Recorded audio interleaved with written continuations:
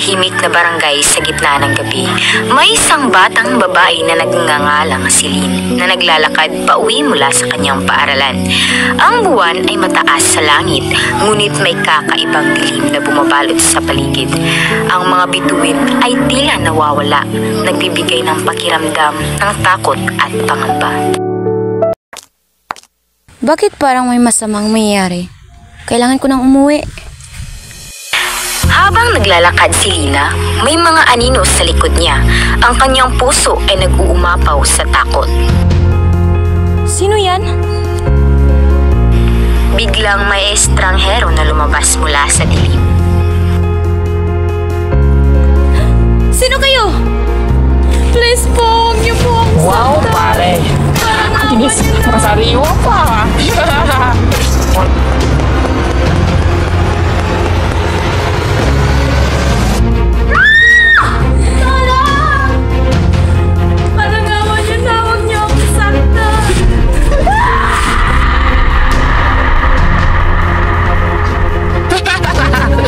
Magiging masaya ang gabi natin, pare!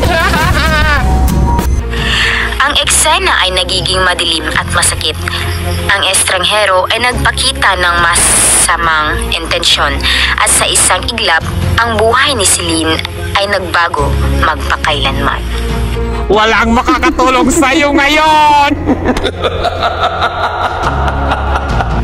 Umuwi si Celine sa kanilang bahay na umiiyak at sirang-sira ang kanyang damit.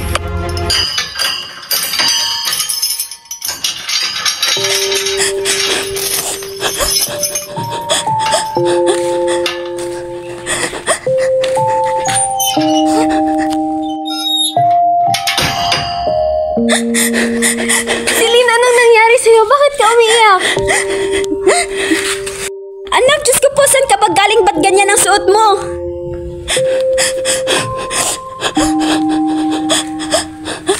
Ma, ate, binaboy nila ako. Binaboy nila ako, ma.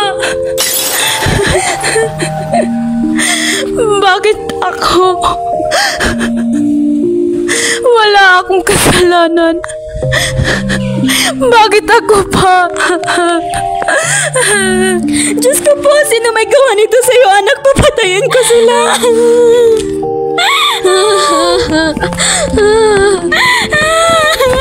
Sa mga sumusunod na araw, si Lina ay nagiging tahimik at malayo sa kanyang pamilya. Ang kanyang mga kaibigan ay nag-aalala, ngunit hindi niya alam kung paano ipahayag ang kanyang nararamdaman. At sa kasamaang palad, hindi nahuli ang mga gumahasa kay Celine. Celine, nandito lang kami para sa iyo. Huwag kang mawawala ng pag-asa. Ngunit sa kabila ng kanilang suporta, patuloy ang pakiramdam ni Celine ng pagkakahiwalay at lungkot. Siya ay nagdadalamhati at nawawala ng pag-asa. Wala na akong dahilan para lumaban.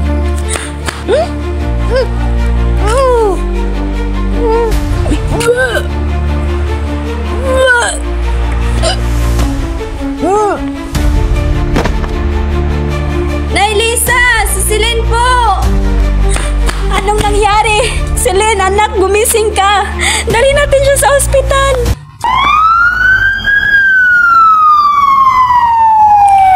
Sa gitna ng kanilang pag-aalala, may isang bagay na nagbago. Nalaman nilang buntis si Celine.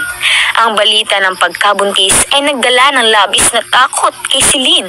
Ngunit sa kabila ng lahat, nagkaroon siya ng lakas ng loob na harapin ang bagong hamon. Kailangan kong labanan ito para sa aking anak. Hindi ako pwedeng sumuko. Kaya mo ito, Celine. Makakaya mo. Sa huli, makikita si Celine na nagiging mas matatag. Ang kanyang mga luha ay nagiging simbolo ng kanyang lakas. Sa kanyang bagong buhay bilang batang ina, handa na siyang harapin ang mga hamon. Ito ang simula ng aking bagong laban. Para sa aking anak, hindi ako susuko. Ang ilaw ay unti-unting humina habang siya ay naglalakad kasama ang kanyang pamilya at mga kaibigan. Puno ng pag-asa at determinasyon para sa hinaharap. Your grace, there's nothing I could do to earn this favor I have received. This orphan has become a son of royalty.